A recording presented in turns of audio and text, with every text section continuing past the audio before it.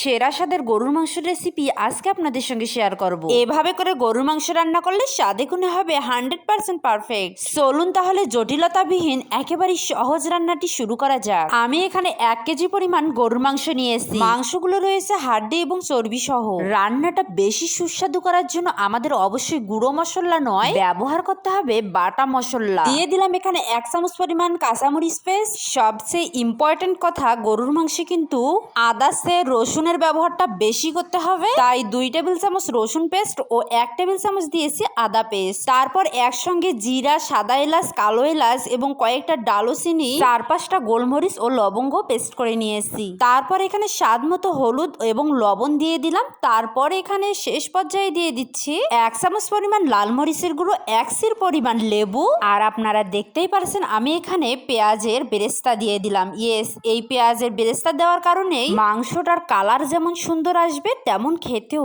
দুর্দান্ত টেস্টি হবে। লেবুর রস চিপে নেওয়ার পর যে এক্সট্রা বিচিগুলো পড়ে যাবে সেই বিচিগুলো কিন্তু আমাদের উঠিয়ে নিতে হবে, তা না হলে তিতা হয়ে যাওয়ার একটা সম্ভাবনা থেকে যাবে। তারপর হাতের সাহায্যে খুব ভালোভাবে মিক্সড করে নিতে হবে সবকিছু মিক্সড করে নিয়ে আমি মেরিনেট করতে রেখে দিয়েছিলাম আধা ঘন্টা। এখন আধা ঘন্টা পর আমি যে কড়াইয়ে বেরেস্তা করে নিয়েছি সেই কড়াইয়ে আমি পরিমাণ মতো তেল দিয়ে দিলাম। তেলটা হালকা গরম হওয়ার পর আমি এখানে দিয়ে দিচ্ছি মেরিনেট করা আমাদের মাংসগুলো। তেলে দেওয়ার পর বেশি না, 2 থেকে 1 মিনিট একটু হালকা করে নেড়ে মিক্সড করে নিতে হবে। তারপর ঢাকনা দিয়ে ঢেকে রেখে দিতে হবে 3 থেকে 4 মিনিটের জন্য। তারপরেই দেখা যাবে মাংস থেকে কি সুন্দর পানি বের হয়ে গেছে, আর সেই পানিতেই পুরো মাংসটা কষিয়ে নিতে হবে প্রায় যতক্ষণ না পর্যন্ত তেল ছেড়ে দিচ্ছে মাংস থেকে। মাংসে যদি মশলার পরিমাণটা ঠিক থাকে এবং এভাবে করে সময় নিয়ে হালকা হিটে কষিয়ে নেওয়া যায় বেশিক্ষণ ধরে, তাহলেই কিন্তু মাংসের স্বাদটা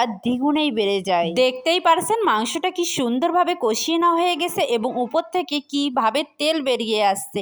আর এই সময় দিয়ে দিতে হবে ফুটান্ত গরম পানি। অবশ্যই চেষ্টা করবেন গরম পানি দিতে, তাহলে মাংসের স্বাদ আরো বেড়ে যাবে। আর ঠান্ডা পানি দিতে সিদ্ধ হতে সময় লাগবে এবং মাংসটা কালচে কালার ধারণ করবে। যাই হোক, তারপর ঢাকনা দিয়ে 5 থেকে 7 মিনিট জাল করার পর পছন্দ মতো ঝোল করে নামিয়ে নিয়ে এক সাইডে রেখে দিলাম। এখন একটা প্যানে 1 টেবিল চামচ তেল দিয়ে সঙ্গে সামান্য একটু জিরা দিয়ে এখন দিয়ে দিচ্ছি একটা পেঁয়াজ। আর পেঁয়াজটা বেরেস্তা করে নিয়ে আমি ঝোল ছাড়া শুধু মাংসর টুকরোগুলো দিয়ে দিচ্ছি। আর যারা ঝাল খেতে পছন্দ করেন তারা এই পর্যায়ে লাল মরিচের গুঁড়ো ও হলুদ দেবেন। তারপর আস্তে আস্তে করে ঝোলগুলো দিয়ে কষিয়ে নামিয়ে নিলেই তৈরি হয়ে যাবে আমাদের অসম্ভব মজার গরুর মাংসের এই রেসিপি। এই রেসিপিটি কিন্তু গরম ভাত কিংবা পোলাওয়ের সঙ্গে সার্ভ করতে পারেন, খেতে দুর্দান্ত টেস্টি হয়। যাই হোক, রেসিপি কেমন লাগলো অবশ্যই কমেন্ট করে জানাবেন।